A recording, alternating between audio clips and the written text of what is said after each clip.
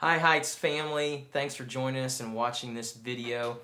Today I want to come to you and talk to you about our reopening plans, and here with me I have Michelle Morris, who's a part of our Heights family, and she's also the administrator for the Polk County Health Department. So thank you, Michelle, for joining us. And to get started today, I just really wanted to talk about, first off, our governor lifted the stay-at-home order, and so our community's opening up.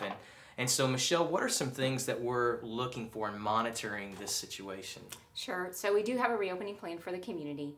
The information that is in that is really based on data, what's happening in our community and in this area that helps us determine where we move from one step to the next. The four things that we really look at are hospital bed utilization. What is the capacity of our local hospital to take care of patients who might be coming in, not just with coronavirus, but other things? What is the capacity of the health department to be able to monitor those individuals who are in isolation and quarantine? Additionally, we're looking at testing in the community. What testing is available? How much testing is being done? What are the results of those tests? And then the last thing that we look at is personal protective equipment. How much of that is available for the community so that when individuals or responding agencies need to respond, is that available for them and can they be protected? So those are the four things that we look at to help us decide where we move in the reopening for our community. Okay, so we're almost 2 weeks in, and so the big question is, how are we doing? We're doing great. I'm happy to report that we collect this information on a daily basis. We're in communication with the hospital. We get data from them, and then we track that over the last 10, 12 days. We are in a good place. We've had no additional cases. We're very thankful for that. As far as testing capacity, we've been able to increase our testing capacity in our community. CMH has done a great job of providing resources for that, and we've been able to expand that, so we're grateful for that. So at the current time, we are in a good place for our community, and hopefully, as we move forward, we'll be able to move into step 2. Man, that's great. I'm so excited about that. Well, church, we're excited to see you here on campus on the 24th. We're really pumped about that. We do want to share with you a few things. Just it'll look a little bit different when we reopen here on campus. You should be receiving a letter. Those of you a part of our Heights family, you should be receiving a letter in the mail kind of outlining some of those things. When you come back on campus, Dream Teamers, we're going to do our processes maybe a little bit different, so be flexible with that, and you'll see that in the letter. We do want to point out for our congregation, we're going to ask you to help us with social distancing. We're going to ask families to sit 6 feet apart, so we're going to adjust our rows, and again, we just want to help protect you. Also, one of the things that we want to encourage you with is to consider possibly wearing one of those face masks. And so many times I get asked this question, where do I get one? And so Michelle, if somebody wants a mask, how do we do that? Where do we get one?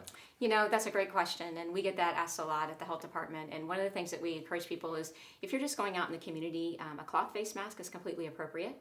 There are YouTube videos on both the CDC website as well as YouTube videos as well as on the CDC website about how to make your own. So we encourage individuals to look at those and just make a cloth face mask. We really want to maintain those surgical face mask and the N95 face mask for healthcare providers. So a cloth face mask would be completely appropriate to wear to church. Okay. Do local businesses sell those? Or? Yeah, I do think there are some local businesses that have them available as well. And I think you can order them online at different places as well. Awesome. Again, we just want to take precautions. In our services, we're going to do things a little bit different from our refreshments and what we're able to offer to our offering. I know we love our greeting time and handshakes and hugs, but we're going to have to forego that for a little while. So we want you to be aware that there will be a few changes in our services, and so just want to make you aware of that. Now, kind of in closing, Michelle, I know that in our culture right now, we kind of have two polarizing views. One side is really afraid to get out and very fearful, and then there's another group that's just gung-ho and doesn't matter. We're just gonna do. I want my rights. I want to do everything that I want to do that I used to do. And so, as a Christ follower and a healthcare provider, how should we view this? I think that as a community, we have personal responsibility and family responsibility. And what I can say about our community is that everyone has really stepped up to the plate. We're very fortunate in our community, but I don't feel like that this virus, or really any virus, is something that we need to be fearful of. I think that if we do all the things that the church is implementing, which is practicing good hygiene, social distancing.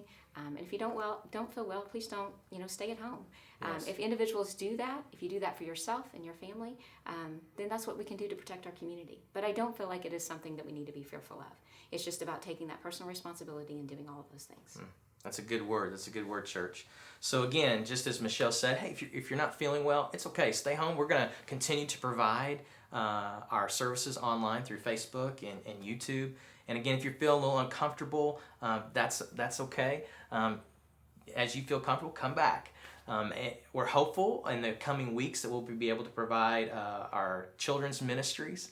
But until then, we'll have family services that you can enjoy together as a church family and as a nuclear family. So again, church, hey, thanks for joining us.